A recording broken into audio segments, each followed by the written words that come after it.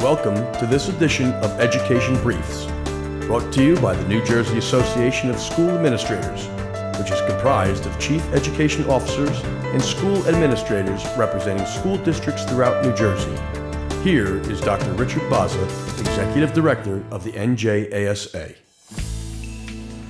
As New Jersey teachers and students prepare to head back to school, our state legislators continue to work on key issues that will affect all districts as early as 2011. Key items to watch for are 2% cap and toolkit. The New Jersey legislature has already approved a 2% cap on annual property tax increases and are now reviewing 33 bills known as the toolkit to help control costs. Since 1977, school districts and municipalities have been subject to various forms of budget caps, and NJASA supports reasonable caps on school tax levies that take expenditures into account. A reasonable cap, however, must include allowances for cost increases that are not within a local school board's control.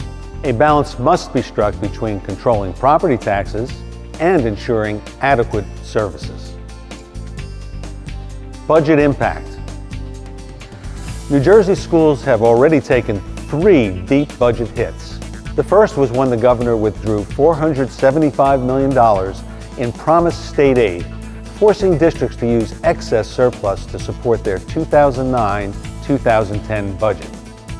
The second was the governor's announcement of anticipated state funding for the upcoming 2010-2011 school year, with essentially nothing coming to wealthier districts and up to a 5% budget cut in poorer districts. The third strike against school budgets came when many taxpayers voted against their proposed 2010-2011 reduced budgets that were created based on the new radically reduced state allocations to districts. The governor likes to say he made the tough decisions, but the really tough calls are being made at the local levels by the chief education officer of every district. Measuring teacher and administrator effectiveness. The Christie administration would like to use student learning as a yardstick to evaluate teachers and reward them with merit pay. However, as school superintendents, we know that standardized test scores are not always an accurate reflection of student progress, and the criteria for evaluating teachers must be fair. Similarly, there needs to be a plan in place to evaluate administrators. How will the progress of all students and the work of the teachers in a school be reflected in the evaluation of the principal? A new state committee will wrestle with this issue. The committee, to be made up of teachers, principals, superintendents, parents, and students, will try to agree on ways to measure academic progress. The committee will make its first recommendations in January. Students failing proficiency tests. Nearly 3,000 students in about 65 districts did not graduate from high school this year because they could not pass the state's alternate high school assessment test. The New Jersey Department of Education changed how the exam is given and scored, but will also allow schools to appeal and permit students to submit evidence of SAT or ACT scores. In recent pilot tests, results indicated large achievement gaps between poor and wealthy districts in the areas of algebra and biology. Barely half the students passed the biology exam, and fewer than a third demonstrated proficiency in algebra.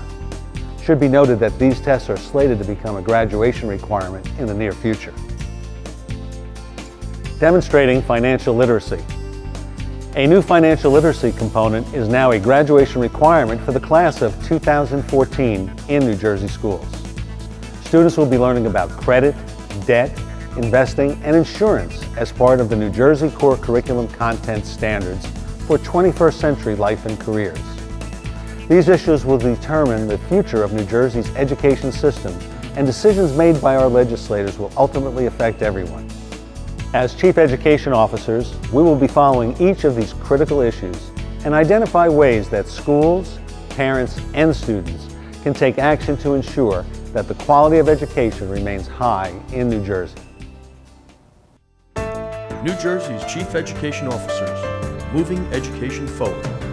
To learn more about New Jersey's Chief Education Officers, visit us at the web at njasa.net.